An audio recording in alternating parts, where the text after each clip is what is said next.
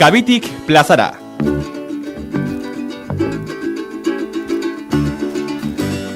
Asteartero bezala Kabiti plazara saio honetan gurekin batera Ibon Artola, Euskal Herria Sozialista taldeko kidea. Arratsaldeon Ibon. Arratsaldeon. Zer moduz ondo? Ondo bai. Bueno, ia dena prest izango duzu urrengo astean aste iraultzailea egiteko, badakizue Euskal Herria Sozialista taldeak ere, azkenek urteotan antolatu duen aste iraultzailea egiteko asmo duela, urrengo astetik aurrera, eta zakita urtengoari begiratuta Ibon, ze asmo dauzkazuen, nola prestatu duzuen gutxi gora bera aste iraultzaile hori?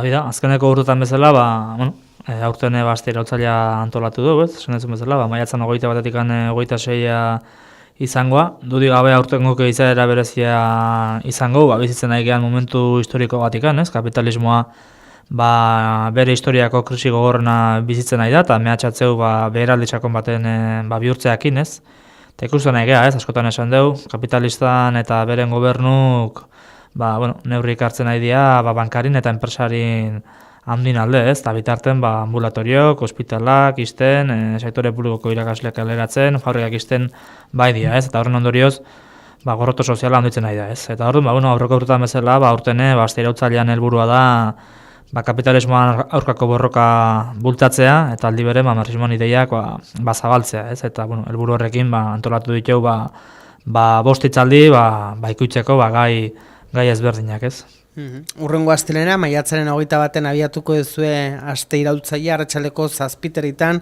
hitzaldi batekin, da zakitzaren ingurukoa izango da, Ibon? Asteleneko hitzaldian gaia izangoa, frankismo eta transizio garaiko borroka politiko eta sozialak, hitzaldi hau Jon Mintegiak emango, beha da frankismoa eta transizioa Tolosaldean liburuan egiletako bat, eta guk uste dugu bizi deun orainaldia prestatzeko eta gaur egungo borrokak antolatzeko beharrezkoa da, langile klasean iragana ezautzea, kasu honetan Tolosaldekoana, garai zaila ditan, frankismo garaien eta transizio garaien, eta horretik gonbidatu dugu minde, ezta.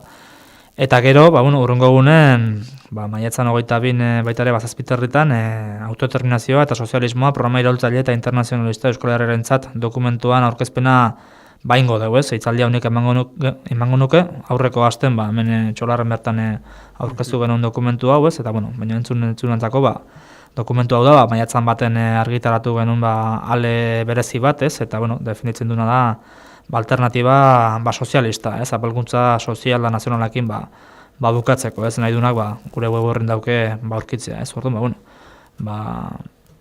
hitzaldi haure, gure ustetan garrantzitsua izangoa, bertan azalduko dugulako pixkat, gure ustez, ze alternatiba sozialista defenditu beharko litzaken, Euskal Herria asketa sozialista bat lortzeko, Gero asteazkenen arratsaldeko 7:00 beste hitzaldi bat izango da, bereziki gainera gonbidatu duzue lagun bat, kanpotik etorriko dana, Villaverde del Rioko alkatea da, Santiago Jimenez, eta euren udaletxean eramaten ari diren langileen aldeko politika azaltzera etorriko da, Tolosara, ezta? Asteazkeneko hitzaldia, basen dezuna, urteontako hitzaldi berezia izangoa, Santiago Jimenezek emango du, Villaverde del Rioko alkate marxista da, eta guk uste dugu, esperientzia oso garrantzitsua bekarriko hula, eta ikusiko dugu, nola definitu lezken langileen eskubidek, udaletxetikan, modu iraultzaile baten, Iazko udala hauteskundetan, Villaverde del Rioko langile langabetuta gaztek, bai diskurtson da bai praktikan programa marxista eta iraultzailea definitzen duen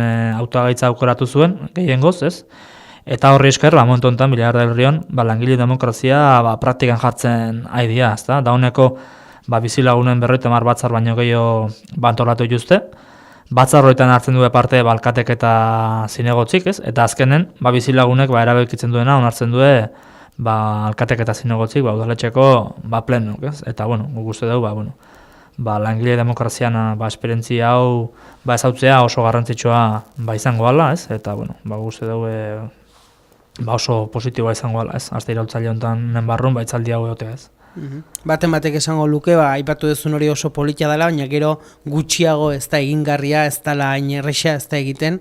Ezagit, esate baterako baliabideak eta nondik aurkitzen dituzten Villaverde del Rio herri horretan, politika marxista guzti horiek ere aurrera eraman alizateko. Bai, ez, garbi dau, askotan udaletxeek eskumen batzu dauzka, eta hortikan aurrea, ezin dana, emateu, ezin dela balortu, ez? Orduan, garrantzitsua izango ere bai ikustea, beraiek nola idean gauzak planteatzen, ez? Beraien eginkizunetakoa da, herritarren eskaerak aurrea emateko, baliabide ekonomikok balortzea, ez? Eta hori nola lortzen juzte, nola saiatzen dira, borroka eta mobilizazioan bitartez, enpresariri, diputazio eta Andaluziko juntai eskatzen dizki baliabide ekonomikok, ez? Hemen ikustea, borrokan bitartez bakarrikan da posible, udaletxek teorian dauzkan eskumen oitaz gain, gauza gehiago balortzea, ez? Bestela betiko arazoa edo aitzakiak kaso askotan gertatzea, ez? Udaletxeen eskumena ez da hoi, eta orduan ezin dain, ez? Eta kaso honetan, aukera bakarra da borroka eta udaletxean bitartez bertako langilek eta gaztek mobilizatzea eta antolatzea, ez? Eta, adibide esanguratsu bat, eta beak kontatuko diguna seguruna, ez? Oen dela gutxi, eraikuntza enpresa batek erdizka utzitako 58 etxe bizitza okupatu ditue bizilagunek, zinegotzik eta alkatek beak, ez? Udaletxen eta langileen borroka da, etxe bizitza hori desjabetzea, eta herrin dauden langabetukin proiektua bukatzea, ez? Eta lana banatukoa langabetun batzarran bitartez, modu demokratiko baten, eta hemen ikustea modu konkretu baten ze pauso dauden ematea, ez? Eta berak itzaldi hortan baudena garatuko dugu eta gauza gehiore kontatuko izkigu, ez? Horretik uste dugu izango ala oso garrantzitsua, ez? Bertako borroka eredugarria izaten baidalako, ez? Eta horretik, dei berezia egiten diegu herritarrai itzaldi honta etortzeko, ez? Aukeratu behar balin bost itzaldietako bat dudik gabe, gonbidatzeitu itzaldi hontan parte hartzea, eta herritarrai orokorren, ez? Langilei eta gaztei, eta dudik gabe baitare bilduko alkate zinegotzi eta kidei modu berezi baten, ez? Gonbidatzeitu etortzea, guzteulako itzaldi oso interesgarria izango ala, ez? Villaverde del Rio herri horretan, zegu esan, baino lehenago begiratzen aritu gara, 7.000 bat lagun bizi dira gutxi gora bera, ezta? Gure eskualdeko herri gehienak oie baino txikiagoa dira gainera, ezta? Bai, herriko eskorra da, ez? Esan ez du bezala biztanle, desente dauzke, eta dudik gabe, antzeko gauzake, ditun herri bat, gure Tolosaldeko herrikin, konparatuta, ez? Ordu, ni uste, oso itzaldi politia izango ala, ez? Urrengo egunean, ja ostegunera salto eginda beste itzaldi bat eskineko du Urtzierre gero, zuen kideak, eta zakitzeren inguruan arituko da hizketan, Ibon? Hortzik emango duen itzaldia izango da, eskapen nazionalen aldeko borrokan sakontzeko, ez? Eta gaia izango da, Irlanda eta James Connolly marxista irlandararen ideiak, ez? Pixka da, Irlandako historia, ez? James Connolly marxista irlandarrak ze ideia definitzen zituen, ez? Askapen nazionala, askapen soziala, elkartuta, nola zan posible, kapitalismoan kontrako borroka antolatzea, eta barrezta. Eta gero, bukatzeko ja, maiatzan 26-en, ez? Larun baten, goizeko 11-etan, baita ere Euskal Herria Sozialistako akide dan, Iker Oterminek emango beste hitzaldi garrantzitsu bat baita ere, ez? Zengo gana Gretzia, langile klasean borroka eta iraultza sozialista, ez? Eta, hitzaldi hau antolatu dugu, justu Greziako langileen borroka, Europako abangordian daulako, eta komunikabide ofizialak, erabat, desitxuratzen ari dialako, bertako errealidadea, ez da? Eta, orduan, guzti dugu, Grezia buruzko hitzaldi haure, gainantzeko guztikin batea, garrantzitsua izango ala, ez? Azkeneko hau esan dezun bezala, goizeko 11-etan izango da, larun bata dalako ez da, baina beste denak arratsaleko 7:00 izango dira, ez da? Bai, denak 7:00 izango dira, astelehenetik ostegunea, ostiralen ez dugu antolatu hitzaldi, gainako dutan hartuta, personaldeko konzentrazioak izaten diala hilabeteko azken ostiralen ez, bertare noski badeitzen du jendea, eta gero azkenekoa larumako izen 11-etan.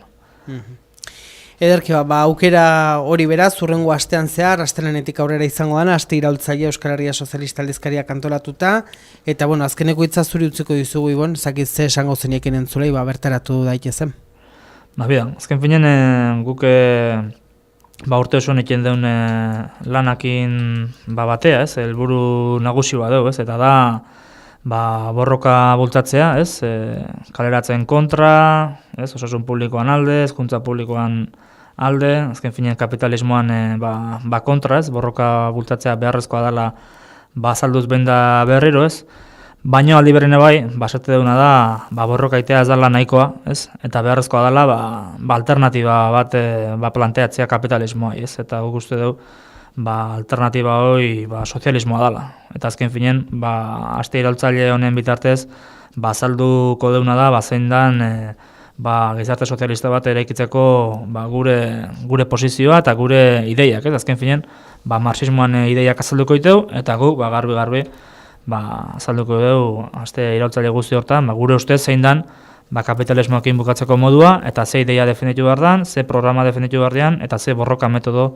definitu behar dian, eta zeatik handan beharrezkoa langile klasea eta gazterian borroka gaitasunen konfiantza izatea. Ez orduan gure helburu hori da, eta horretik nahi dugu langile eta gazte gehiena bertaratzea, eta azken finen kapitalismoan kontrako borroka, tolosaldetik bai, lan hobetona antolatzeko ez.